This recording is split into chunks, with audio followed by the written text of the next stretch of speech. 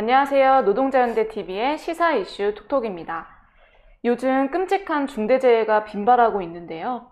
광주 아파트 붕괴에 이어서 경기도 양주 채석장에서 노동자 3명이 매몰돼 숨지는 일이 있었습니다. 최근에는 현대제철의 한 노동자가 끓는 쇳물에 빠져 사망하는 일도 있었죠. 올해 1월부터는 중대재해처벌법이 시행되기 시작했습니다. 오늘은 중대재해가 왜 반복되고 대안은 무엇인지 살펴보도록 하겠습니다. 노동자연대신문의 양효연 기자와 함께합니다. 안녕하세요. 최근에 벌어진 중대재해들을 보면 너무나 참혹한데요. 중대재해와 산업재해는 얼마나 많이 벌어지고 있나요? 그리고 이 사고들에 어떤 공통된 배경들이 있는지 궁금합니다. 이 사회자가 언급하신 3건의 사고 말고도 얼마 전에 여수의 화학공장에서 폭발 사고가 나서 4명이 사망하는 참사도 벌어졌습니다. 이 사고들의 공통점 하나는 굉장히 위험한 작업인데도 안전조처가 미흡하기 짝이 없었다는 것입니다. 최근 사고로 사망한 현대제철 노동자는 고온의 쇳물 가까이에서 일했는데 미끄러지기 쉬운 공간인데다 2인 1조도 아니었죠.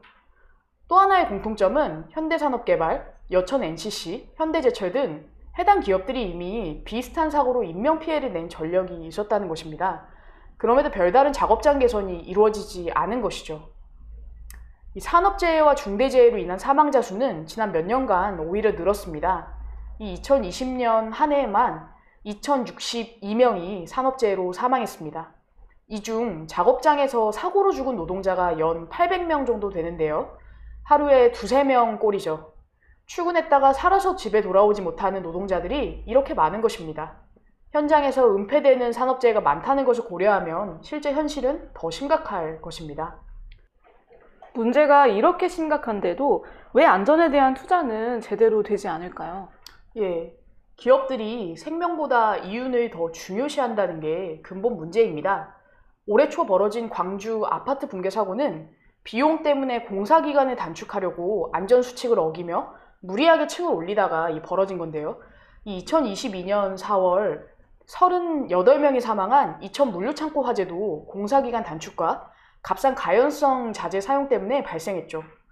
돈보다 생명이라는 이 사람들의 상식적 기대는 기업들의 탐욕스러운 이윤 추구 앞에서 번번이 좌절되곤 하죠. 그런데 문제는 이런 탐욕이 자본주의에서는 경쟁적으로 부추겨진다는 것입니다. 만약 어떤 기업이 안전에 대폭 투자한다면 다른 기업들에 비해 이윤을 벌어들일 기회를 놓치고 경쟁에 밀려서 결국 파산하게 될 수도 있죠. 그러다 보니 이 중대재해가 한두 기업만의 문제가 아니게 되는 것입니다. 이 운송, 에너지, 반도체, 건설 등 모든 산업에서 이윤을 향한 경쟁 논리가 부추겨지고 그 속에서 노동자의 안전과 생명은 우선순위에서 점점 밀려나게 되는 것이죠. 중대재해에 대한 처벌은 어느 정도로 이뤄지고 있나요? 이런 끔찍한 산업재해가 반복돼도 처벌은 거의 솜방망이 수준에 가깝습니다. 2009년에서 2019년까지 10년간 산업안전보건법 위반 사건 중 실형 선고 비율은 0.57%에 불과합니다. 실형을 받아도 대부분 실권이 없는 현장 소장 같은 사람에 받지 기업 핵심부가 처벌받는 경우는 거의 없습니다. 벌금의 평균 액수도 421만 원으로 터무니없이 적습니다. 수많은 사람들이 목숨을 잃거나 사회적 공분을 산 사건들조차 이 책임자들이 무죄를 받곤 하는데요. 고 김용균 노동자를 산업재해 사망으로 내몬 이 책임자들이 최근 1심에서 무죄나 집행유예를 받는 데 그쳤습니다. 이 이천 물류창고 화재 참사의 발주처 관계자도 지난해 무죄 판결을 받았고요. 이처럼 솜방망이 처벌에 그치다 보니 작업장 환경이 개선된 일은 극히 드물죠.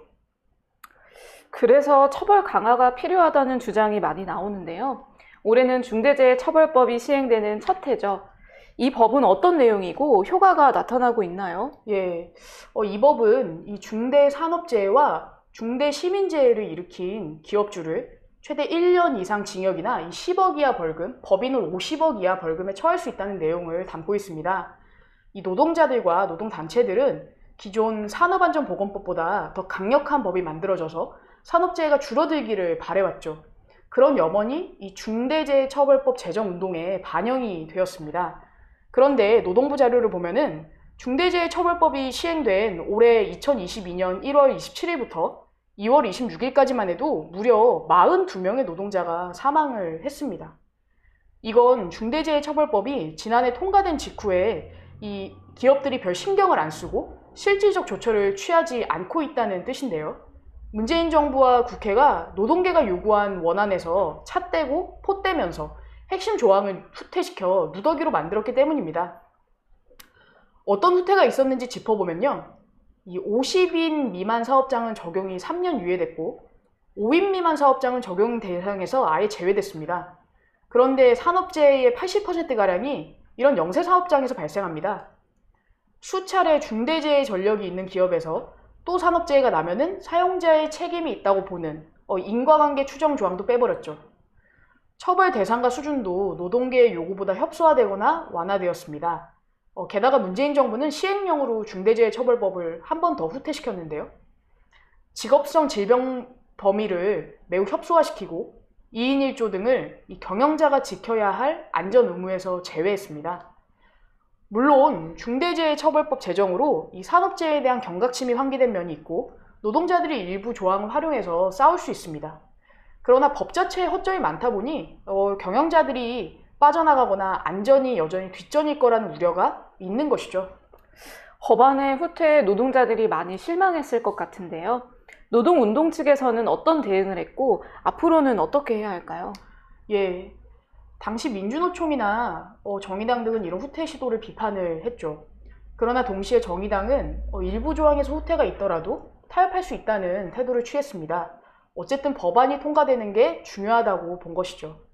이와 비슷한 취지에서 민주노총과 일부 좌파들이 주도한 중대재해기업처벌법 제정운동본부도 후퇴한 중대재해처벌법도 어쨌든 의미가 있다고 평가했습니다. 그러나 문재인 정부가 중대재해처벌법을 제정함에 생색을 내면서 알맹이를 제거하는 상황이었는데 그것을 폭로하며 투쟁하기보다 타협이 불가피하다고 본 것은 안타까운 일입니다. 이것은 산업재해 문제를 해결하기 위해 기층투쟁에 강조점을 두기보다는 이 입법과 제도와의 방점을 두는 것과 관련이 있는 듯 합니다. 이 입법에 강조를 두다 보면은 주류 정당들이 받아들일 수 있는 수준으로 타협이 불가피하다는 압력을 받기 쉬운 것이죠. 하지만 누더기가 된 중대재해처벌법에 대한 비판을 누적하면서 장차 제대로 된 법 제정과 개정을 위한 운동의 발판을 마련해야 합니다. 노골적인 친기업 성향인 윤석열 당선인이 선거운동 기간 동안 중대재해처벌법 개약 검토를 공언한 상황이라는 점도 유념을 해야 합니다. 정경련은 이 기업들이 차기 정부가 개선해야 할 1순위 법률로 중대재해처벌법을 꼽았다고 발표했습니다. 여소야대 국회이지만 그간 법 제정 과정을 보면은 민주당이 개약을 막아주리라고 믿을 수는 없죠. 노동운동이 중대재해처벌법의 개약을 막고 더 나아가 개정을 이루려면 우파와 기업주들에 맞서면서 민주당에도 독립적으로 투쟁을 해야 할 것입니다. 중대재해와 산업재해를 줄이기 위한 실질적인 대안은 무엇일까요? 예, 중요한 질문인데요. 제가 중대재해처벌법 누더기 제정에 관해 비판을 했는데요. 좋은 법이 만들어진다고 해서 산업재해가 해결되는 것은 아닙니다. 법 제정도 그렇지만 그것의 적용이야말로 계급 세력이 어떤가가 반영이 됩니다. 거꾸로 비록 법이 누더기여도 투쟁 여부에 따라서는 실질적인 안전조처를 쟁취하고 더 나은 법 제정과 개정에도 영향을 미칠 수 있습니다. 산업재해를 줄이고 작업장 안전을 증진시키려면 강력한 투쟁이 뒷받침돼야 합니다. 작업장에서 사고가 발생했을 때 노동자들이 작업 중지권을 발휘하는 등 실질적인 조처를 취할 수 있어야 하는데 이것은 현장 노동자들에게 상당한 힘이 있어야 가능합니다.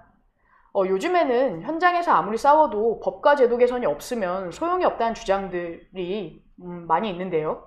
그러나 사실 이 제도 변화의 진정한 동력은 기층의 투쟁에 있습니다. 이 제도 개선을 바라며 위만 쳐다보기보다 기층에서 투쟁을 일구는 것이 진정으로 중요합니다. 그런 투쟁들이 광범한 연대를 이룰 때 제도 개선도 이끌 수 있을 거라고 생각을 합니다. 오늘의 시사 이슈 톡톡 여기까지입니다. 영상이 유익하셨다면 좋아요와 구독, 알림 설정 꼭 눌러주세요. 감사합니다.